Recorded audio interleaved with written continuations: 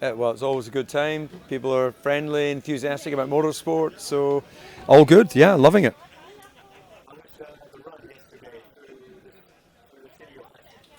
Well, it was a great little warm-up teaser for what we're about to do here in the Jack's Race Day. We've got on track tomorrow and on Sunday.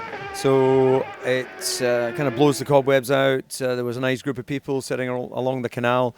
There was a brave lady doing one of those sort of jets, whatever you call it, water jet floaty things. I don't know what they're officially called. Does anyone know?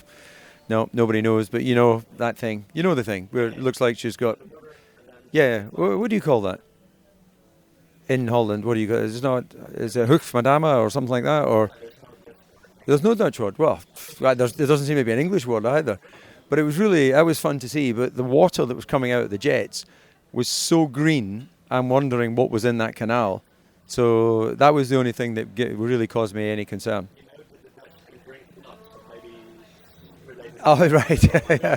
Who knows? But anyway, we'll get back to you on what you call that thing. So.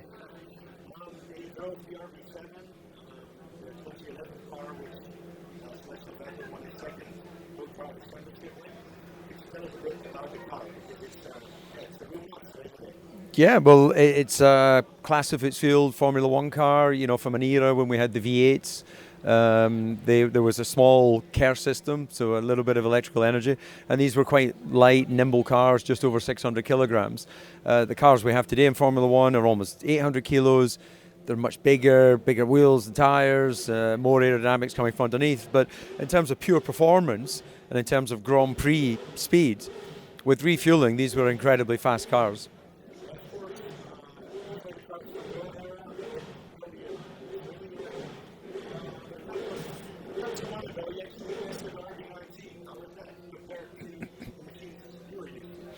Well, the reality of all the different formulas I've driven and the different variations of Formula One car, the essence of driving is the same. You have steering input, you have, throttle and brake application. The way the car moves, the ride and things like that, of course, are different.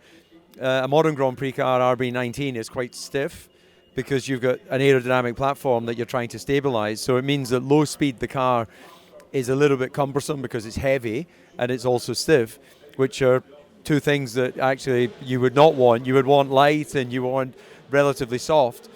But as the car builds speed, obviously the electrical energy is very impressive, the way it fills in the initial torque deficit, and then the aerodynamic high-speed performance is where the car really comes alive. So overall, a very great example, an amazing example of what was a world-class car.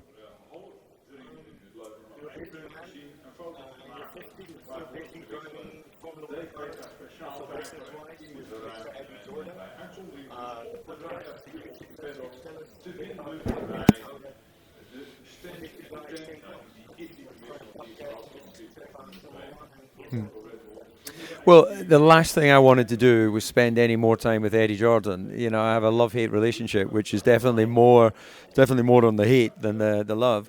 But I got arm wrestled into doing it, and I think we've done. What have we done? Have we done like 80 odd episodes or something recorded already now? Which is, every session at least takes an hour. So that's a few days of my life that I will never get back. They've been used with. He's so frustrating. He's so annoying. He's Eddie. What more do I need to say?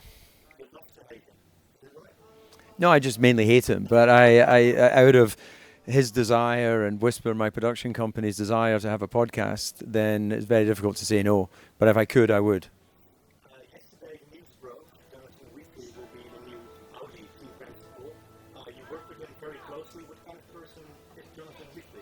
Yeah, well, Jonathan I've known since karting. He used to wear white gloves as a mechanic, which was a real sign of his attention to detail.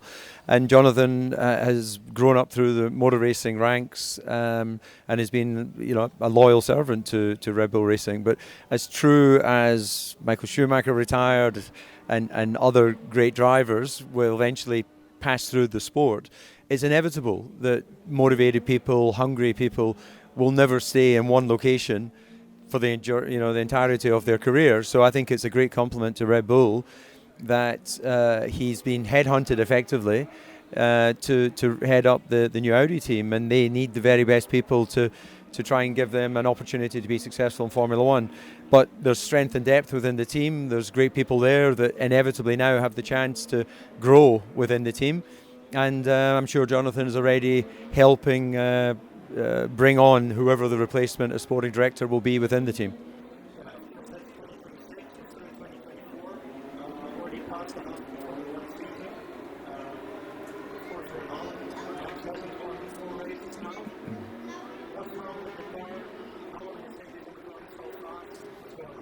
Well, I think that, in fairness, in the last Grand Prix, Max had the engine penalty, which put him in 11th.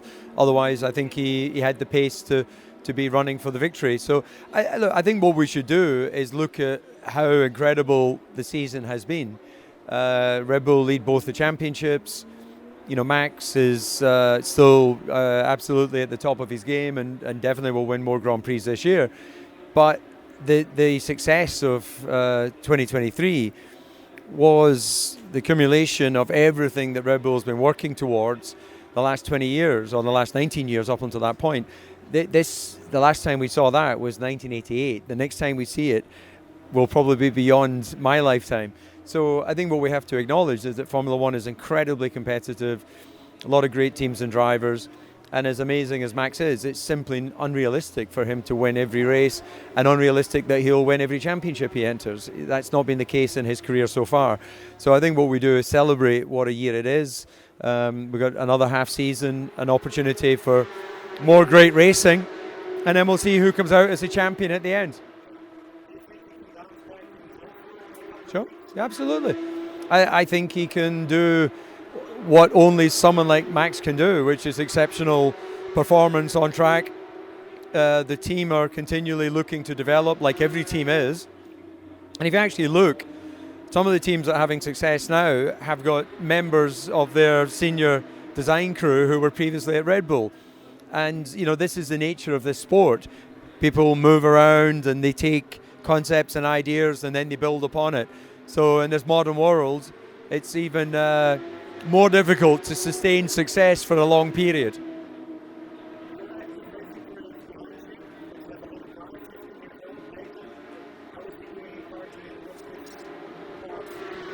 Sure. Well, karting for me is the sort of grounding. It's the foundations of developing your racing skill and your speed.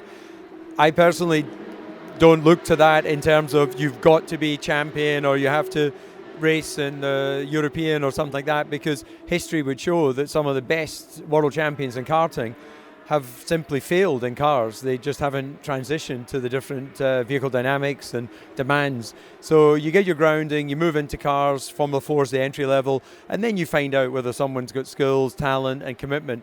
So that's the phase we're in right now. Yeah, absolutely. I simply don't know.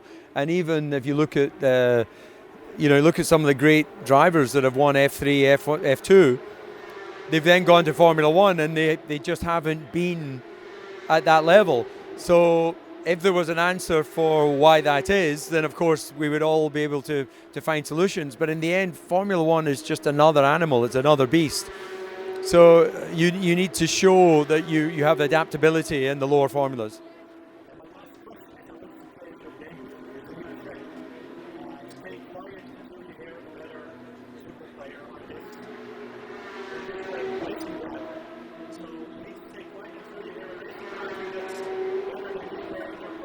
Fuck, that's going to be every one of them. I just know. Hold on. What do I say when I don't stay quiet? Eddie Jordan. Oh, how to spoil my day.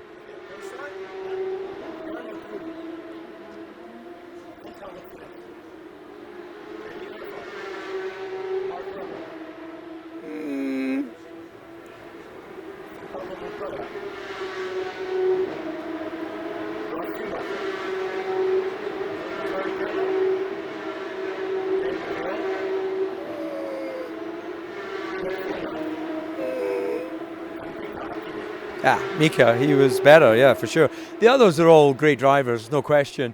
And some had better, better qualifying speed than me or something. But in terms of prolonging a career and getting race victories, I stayed quiet for the majority because other than Damon, I won more races than all the other guys.